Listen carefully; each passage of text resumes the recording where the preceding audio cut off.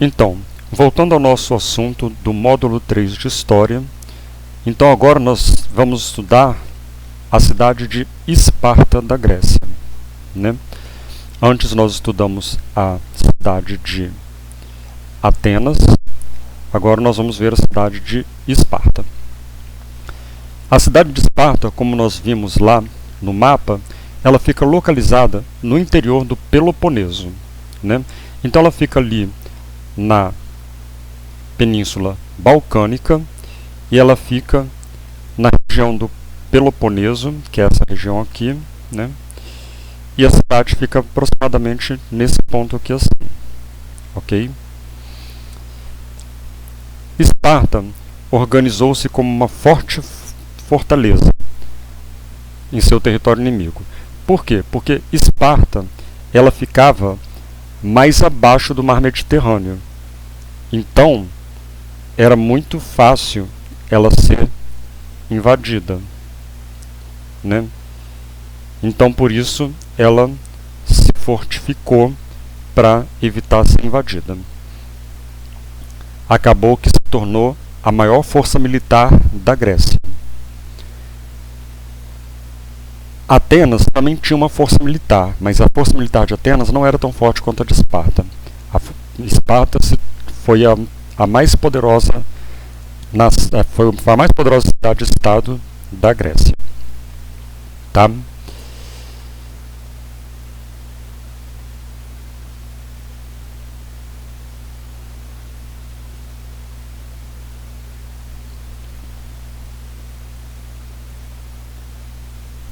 Então, continuando aqui. Esparta organizou-se como se fosse uma fortaleza em um território inimigo. Os cidadãos espartanos eram educados para a guerra. Então, as crianças, os meninos, eles já nasciam e eram enviados para a escola não para estudar, mas para aprender a guerrear, a lutar. Então eles desde criança já treinavam para a guerra. Enquanto em Atenas as crianças treinavam para discursar, para escrever poesia, né, para serem cidadãos que iriam discursar para estudar política, né? Em Esparta não. Em Esparta eles estudavam as artes da guerra. Então é uma grande diferença de Atenas para Esparta. Em Esparta, em Atenas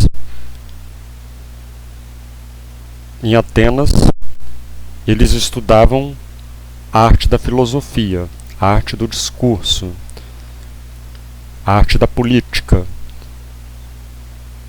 Em Atenas. E em Esparta, eles estudavam a arte da guerra.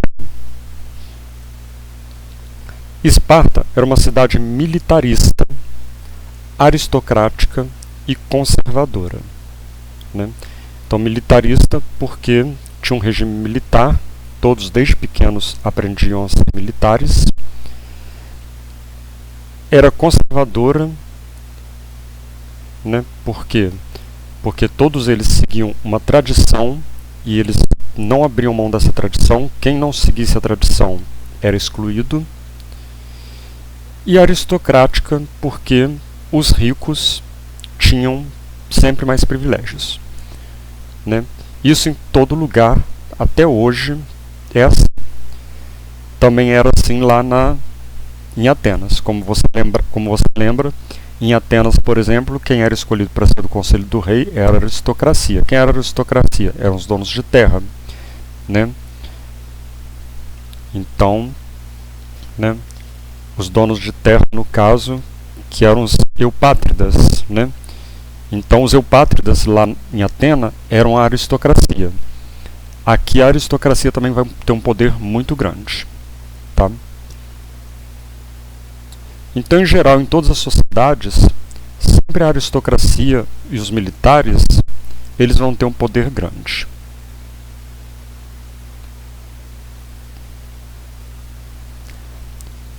A organização político-administrativa de Esparta tinha como base, né, aí nós vamos ver agora a base da organização político-administrativa da cidade de Esparta.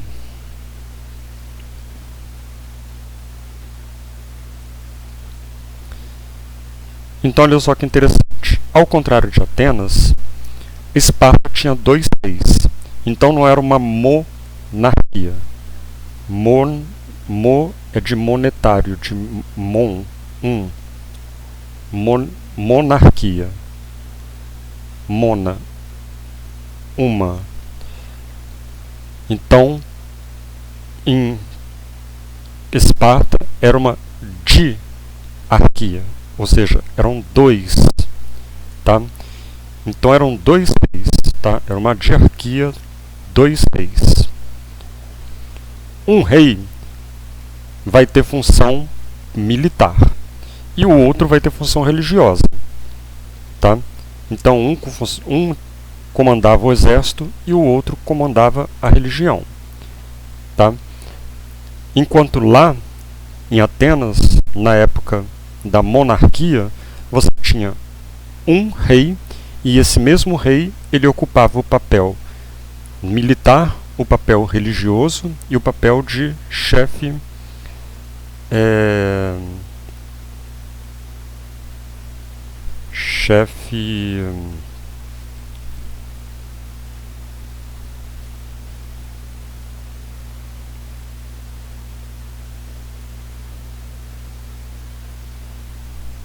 da justiça, né?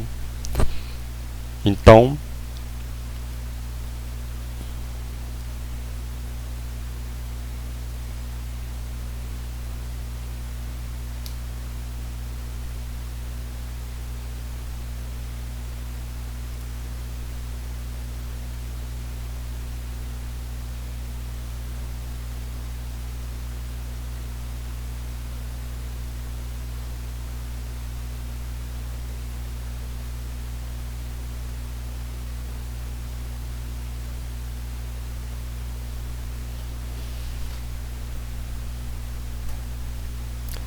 nós estamos aqui esperando o senhor Jean prestar atenção na aula em vez de ficar escrevendo.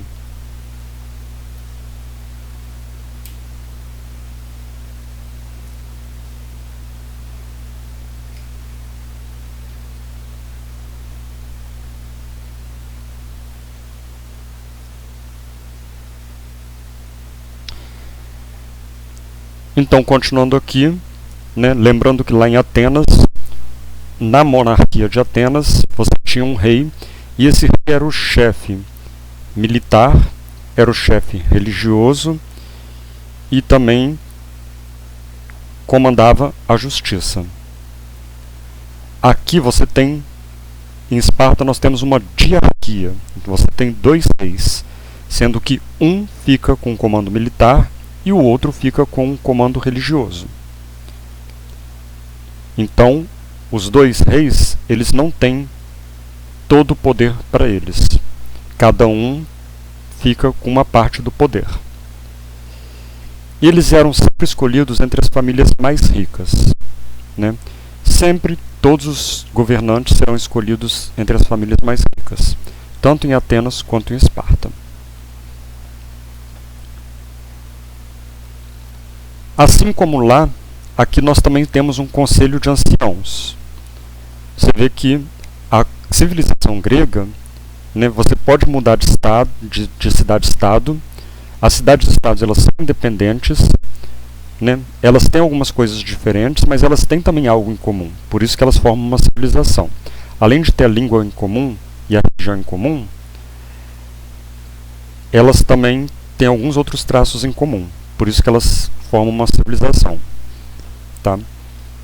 Então, aqui nós também temos o Conselho dos Anciões, que lá em Atenas, o Conselho dos Anciões vai se chamar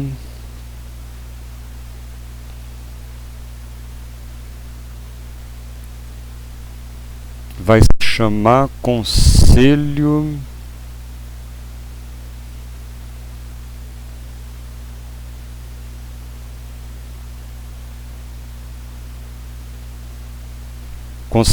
Areópago.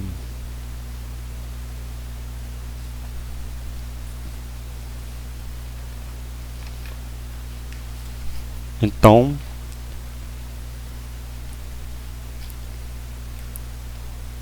lá em Atena, o Conselho dos Anciões, ele vai se chamar Conselho Areópago. Aqui vai ser a Gerúsia, né? O Conselho da Gerúsia. Esse conselho ele vai ser composto de 28 membros vitalícios, tá? Então vamos colocar aqui, ó, a Gerúsia, que é o Conselho de Anciãos. Ele vai ser composto por 28 membros vitalícios. O que é membro vitalício? É para sempre. Ele era nomeado, ele seria do conselho para sempre, até morrer. Tá? E esses membros eles tinham mais de 60 anos. Para você ver que os gregos, eles realmente admiravam as pessoas mais velhas, porque achavam que as pessoas mais velhas, por terem vivido mais, por terem visto mais, elas eram mais sábias. Então elas tinham um conhecimento maior. Elas viram muito mais coisa do que os jovens. Então, naturalmente, elas tinham mais experiência de vida do que os jovens. Então, por isso que Conselho de Anciãos, né? Era um conselho de anciãos e os anciãos eram considerados sábios naquela época, né? Hoje em dia nós consideramos os nossos velhos pessoas, né, que hoje em dia as classes jovens não respeitam mais os velhos, né? Mas naquela época não, naquela época os velhos eram muito respeitados. Por quê? Porque todos entendiam que os velhos viveram mais, por viverem mais eles têm mais experiência de vida, então eles são mais sábios, né?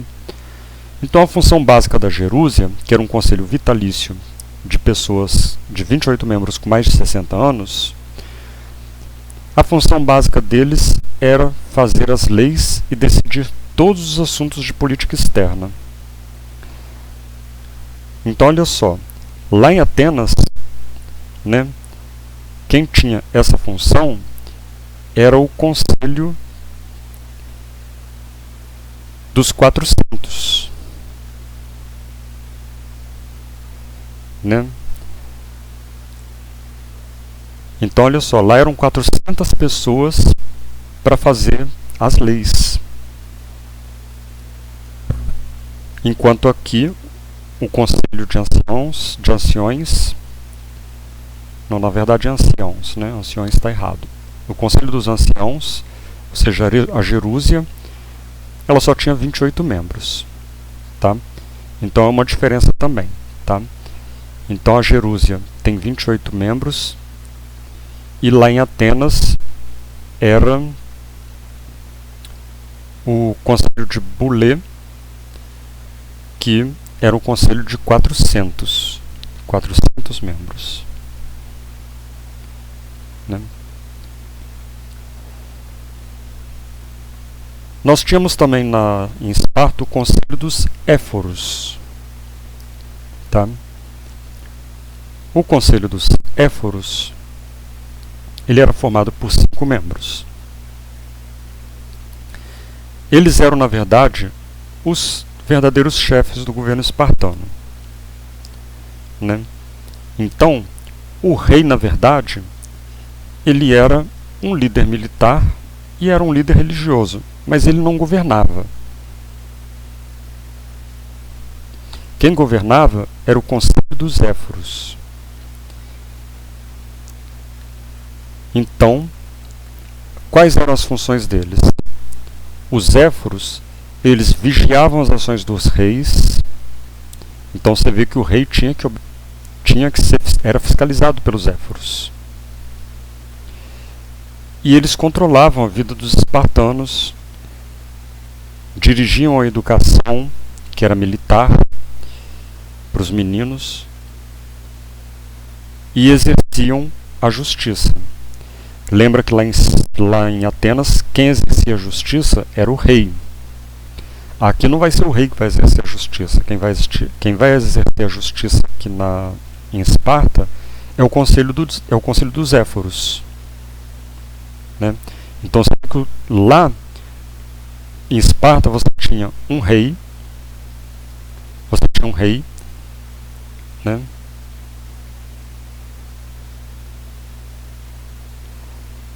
Você tinha um rei, e abaixo desse rei, para aconselhar esse rei,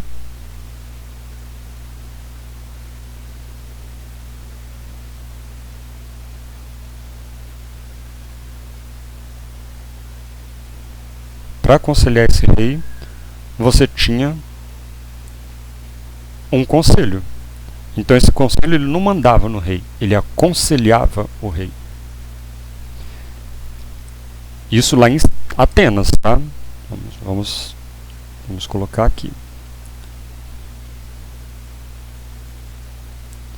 Isso em Atenas. Tá? Então em Atenas você tinha um rei. E esse rei ele era aconselhado por um conselho. Né?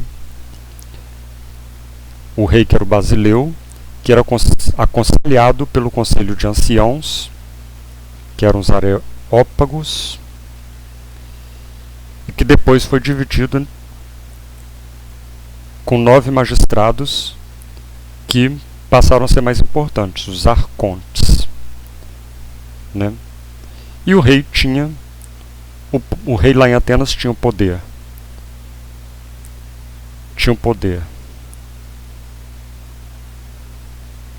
Militar, religioso e da justiça. Isso em Atenas. Aqui não. Aqui você está vendo que o rei não é um só, são dois. Um tem a função militar e o outro tem a função religiosa. Então, para começar, a função religiosa militar não fica na mão de um só rei, fica na mão de 2 reis, cada um com uma função. E quem exerce a justiça não são os reis. Quem exerce a justiça são os éforos. Eles exercem a justiça. E eles fiscalizam os reis. Então, na verdade, eles não auxiliam o rei. Eles controlam os reis. Né? E também controlam a vida dos espartanos e controlam a educação. Que a educação lá, inclusive, era assim: os meninos eles eram tirados das mães e eram mandados para uma escola militar. E as meninas ficavam com as mães e aprendiam a ser mães. Porque as mulheres lá eram criadas para cuidar dos filhos.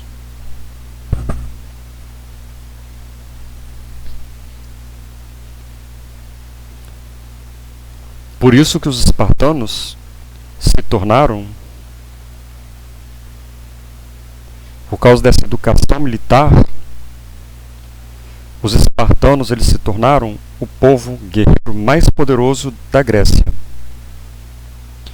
E um dos povos mais poderosos daquela época. Era como se fossem os ninjas ou samurais no Japão. Tem até um filme chamado Os 300 de Esparta, que mostra que 300 homens espartanos venceram um exército de milhares de persas. É muito interessante esse filme, é interessante você assistir para você conhecer como eram os espartanos. Enfim, também tínhamos a Ápela, que era uma assembleia popular. Né? Então, assim como lá em Atenas nós temos a Eclésia, que também era a Assembleia Popular, né? Em Esparta eles também têm uma Assembleia Popular, que é a Ápela. Ela é composta pelos espartanos ou esparcistas, que são as famílias mais ricas, sendo que eles têm que ter mais de 30 anos. Então, para participar do Conselho de Anciãos, tem que ter mais de 60 anos. Para participar da Assembleia Popular, tem que ter mais de 30 anos.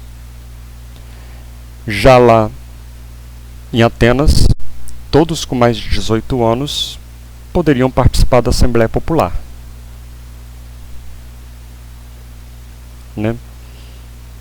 Então, olha só, é outra diferença. Aqui eles achavam quanto mais idoso, mais sábio, né? Então, para participar da Assembleia Popular, você tinha que ter no mínimo 30 anos. Até porque até os 30 anos você estava ocupado com outra função. Qual era a outra função que você estava ocupado? Você estava ocupado com os seus estudos militares.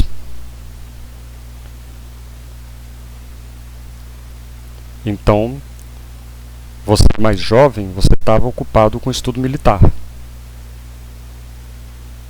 Com 30 anos, você já está bem experiente como militar, aí você já pode participar da Assembleia Popular, a Ápela. Só que a Ápela ela vai ficar restrita só aos espartanos ou esparcistas, né? Ou seja, só as famílias mais ricas, né? Ou seja, sempre as famílias mais ricas são privilegiadas, né? Lá em Atenas eram os eupátridas e aqui eram os esparcistas, né? Os esparcistas eram as famílias mais ricas, né? Depois a gente vai fazer um gráficozinho disso tudo aqui para você entender melhor, porque são muitos nomes novos também.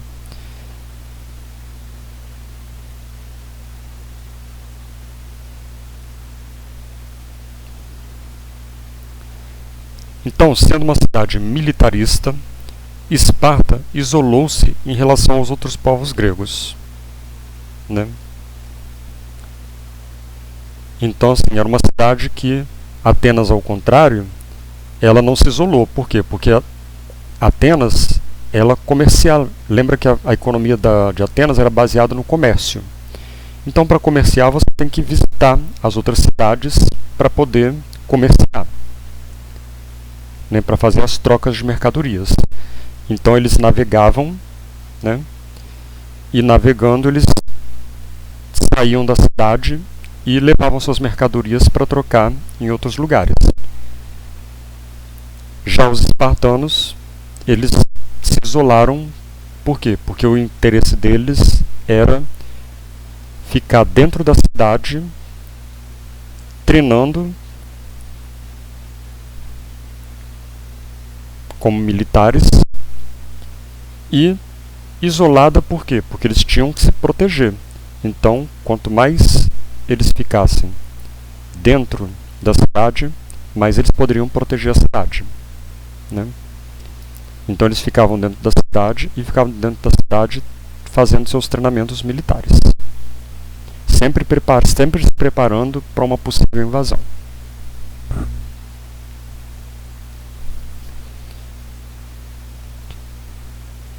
Ao contrário de Atenas, que navegava para outras cidades para fazer trocas. Então, em Atenas não existia o isolacionismo. Eles não se isolavam. Mas os espartanos, sim, eles se isolavam porque eles temiam ser invadidos. Tá?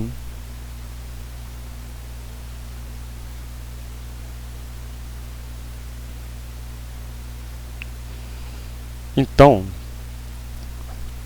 o cidadão espartano era fundamentalmente subordinado ao Estado, né? O Estado mandava na vida do cidadão espartano. O cidadão espartano não tinha escolha.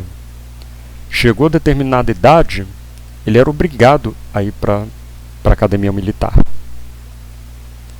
Ele não podia chegar e falar assim, não, eu não quero, não, meu filho não pode ir. Não, não tinha isso, ele era obrigado a ir. Se ele não fosse, o Estado ia lá, mandava o soldado lá e mandava pegar o garoto à força. Então, o Estado, ele tinha o poder sobre o cidadão espartano. Então, o cidadão espartano ele não era livre, como em Atenas. Em Atenas, o cidadão era livre. Já em Esparta, não. Em Esparta, ele tinha que obedecer rigorosamente o Estado, as leis do Estado, as regras do Estado. Para isso, foi montada uma estrutura educacional que priorizava a formação do cidadão soldado. Então, a estrutura educacional deles, a educação deles era voltada para o estudo militar.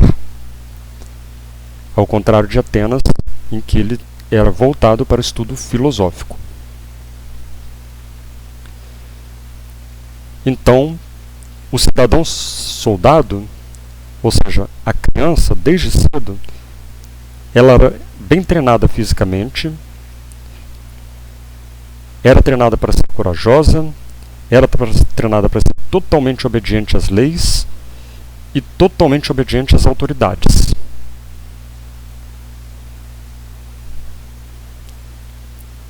Os valores guerreiros eram colocados em primeiro lugar, em primeiro plano. E os cidadãos participavam das ações militares até os 60 anos. Ou seja, desde criança até os 60 anos eles seriam militares. Todos os cidadãos, meninos e homens espartanos.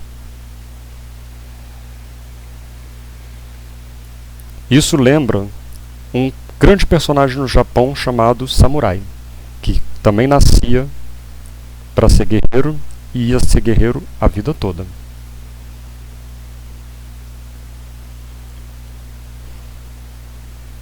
A diferença é que no Japão só alguns poucos eram escolhidos para serem samurais. Em Esparta, todo cidadão tinha que receber treinamento militar.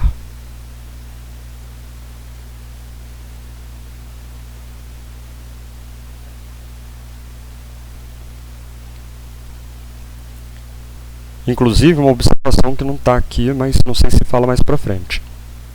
Quando a criança nascia e era deficiente, e sabiam que ele não poderia fazer os estudos militares dele, eles pegavam a criança e jogavam num penhasco. Eles não permitiam que um cidadão espartano nascesse sem um braço, sem uma perna, sem um pé, sem um dedo. Se você nascesse com alguma deformação, qualquer deformação, se você nascesse com qualquer deficiência, eles tomavam a criança da mãe e jogavam a criança de um penhasco viva. Por quê? Porque essa criança ela não ia servir para o Estado, ela não ia servir como soldado. Então eles eram muito rígidos em relação a isso.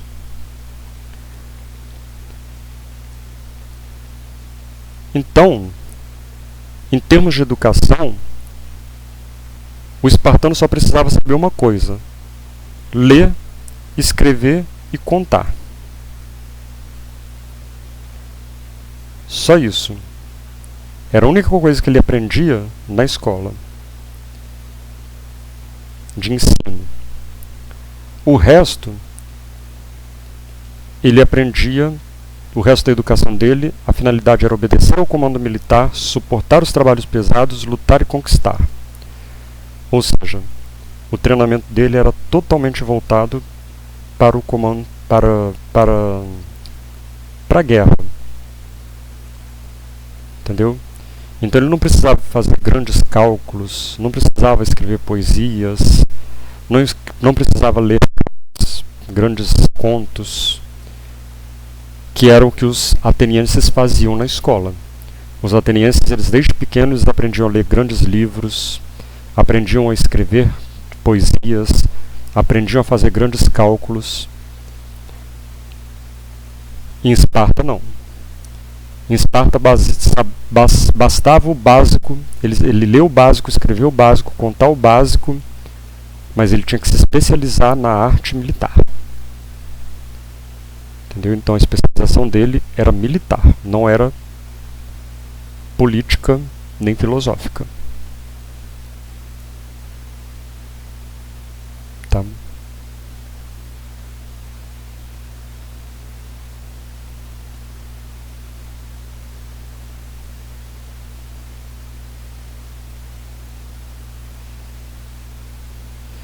Então, terminamos de falar sobre Esparta e Atenas,